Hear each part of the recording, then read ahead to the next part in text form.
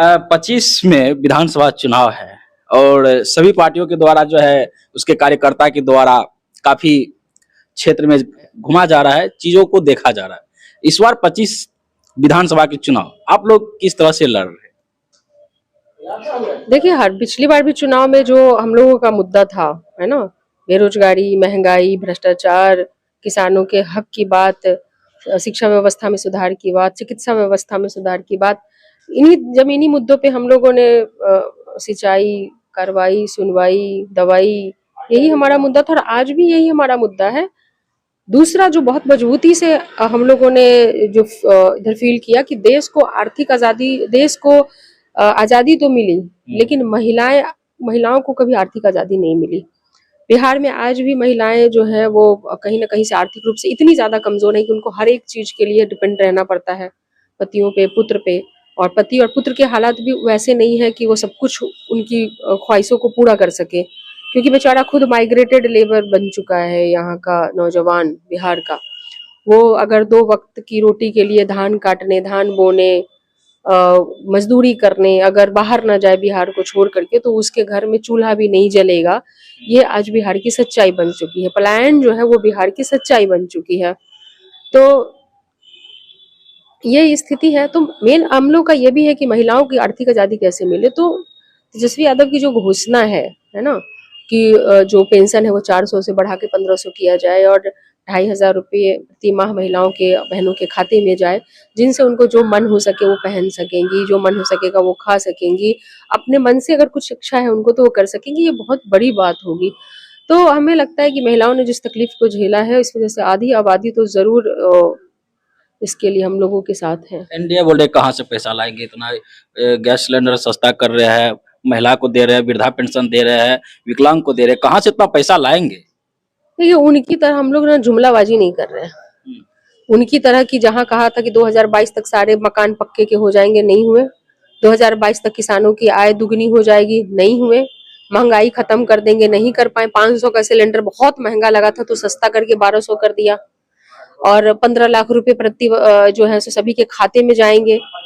2 करोड़ नौकरी प्रति वर्ष देंगे। तो एक जितने वादे उन्होंने किए वो सारे झूठे निकले। अब आप इधर आइए, क्योंकि उनके वादे चुनावी जुमले थे और ये जनता इस चीज को समझ चुकी है।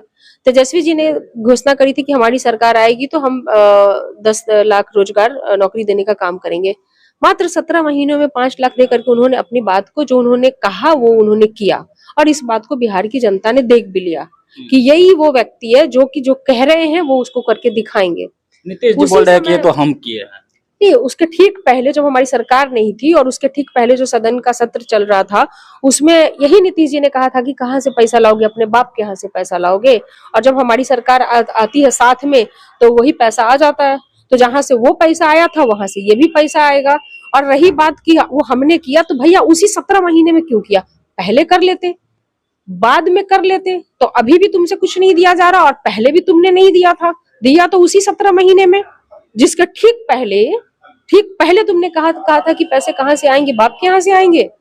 तो यहाँ जो बात है ना, वो हकीकत में हम लोगों ने करके 17 महीने में तेजस्वी प्रसाद यादव जी ने जो कहा वो करके दिखाया। और आज भी वो जो कह रहे हैं वो करके दिखाएंगे कि किसानों की आय दुगनी करेंगे। वो वादा क्या हुआ?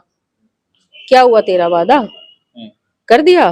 किस मुंह से वो आते हैं और किस मुंह से बोलते हैं? जुमले पे जुमला, झूठ पे झूठ, झूठ पे झूठ। पहले तो वो सारे सवालों का जवाब उन का देना जो वादे उन्होंने पहले किए थे। आज किसानों की स्थिति बिहार में यह है कि 30 रुपए किलो आलू खरीदता है बोने के लिए, और जब बेचने जाता है तो 12-15 रुपए किलो भी वो आलू नहीं बिक रहा है। ये स्थिति है।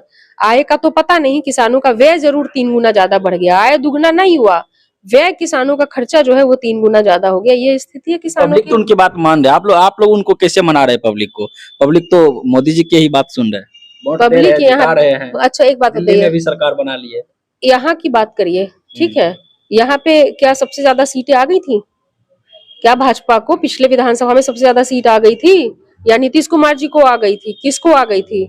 गठबंधन में सरकार बनाते हैं ना, दम है तो अकेले अकेले लड़ ले, साथ में आकर के तो सब लोग कूद लेते हैं, चोर दरवाजे से जाकर के सब लोग सरकार बना लेते हैं, फिर पलट के आते हैं और फिर पलट के चले जाते हैं, है ना। सर सबसे ज्यादा सीट ला करके राष्ट्रीय जनता दल का लोगों के प्रति जो समर्पण है, जो झुकाव है, जो लगाव है और किसको मुख्यमंत्री के तौर पे बिहार की जनता देखना चाहती है, वो पिछली बार ही सबसे ज्यादा सीट ला करके यहाँ की जनता ने दिखा दिया कि वो किसको चाहती है। भले गठबंधन में किसी के साथ बना लो, अलग बात है।